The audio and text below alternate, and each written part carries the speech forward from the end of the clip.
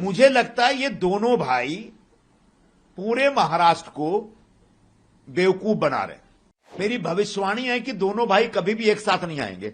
मुझे लगता है ये दोनों भाई पूरे महाराष्ट्र को बेवकूफ बना रहे।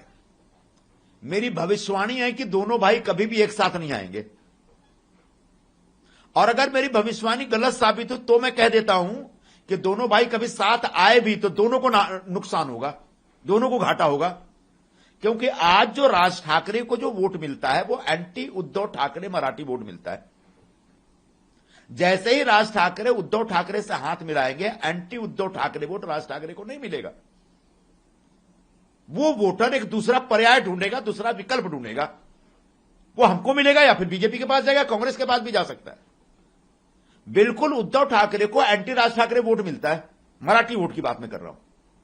तो जैसे ही हाथ मिलाएंगे वैसे ही जो एंटी राज ठाकरे वोट है उनको नहीं मिलेगा फिर, क्योंकि उन्होंने हाथ मिला लिया। तो वो कोई और रास्ता ढूंढेगा। रह गई बात, संभवतः मैंने सुना है कि राज ठाकरे इससे ऐसी कोई शर्त रख रहे हैं कि कांग्रेस के साथ गठबंधन करेंगे तो साथ में नहीं आएंगे। क्या आज उद्धव ठाकरे के पास इतना गट्स है कि कांग्रेस से गठबंधन तोड़ दे? अच्छा, उद्धव ठाकरे को भी सोचना पड़ेगा। राज ठाकरे जो एंटी नॉर्थ इंडियन ट्रेंड चलाते हैं उनसे हाथ मिला, क्या उनको फायदा होने वाला है? तो कुल मिला के महाराष्ट्र में सिर्फ हेडलाइन बनाने का काम ये दोनों भाइयों की तरफ से चल रहा है। अगर सचमुच सीरियस है तो उनको रोक कौन रहा है? दादर से लेकर बांद्रा के बीच दूरी कितनी है?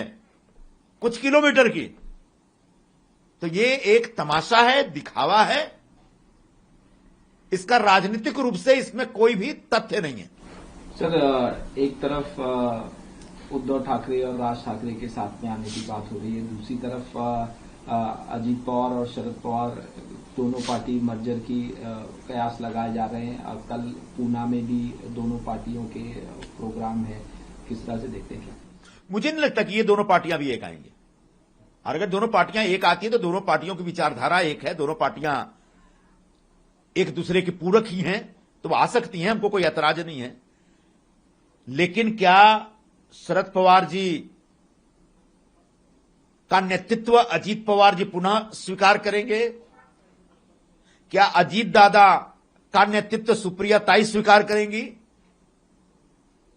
मुझे लगता है कि यह भी सिर्फ एक ऐसी मीडिया में एक चर्चा करने के लिए यह शिगुफा छोड़ा गया है। हां, शरद पवार जी प्रधानमंत्री नरेंद्र मोदी के कामकाज से प्रभावित दिख रहे हैं, यह स्पष्ट हो रहा है।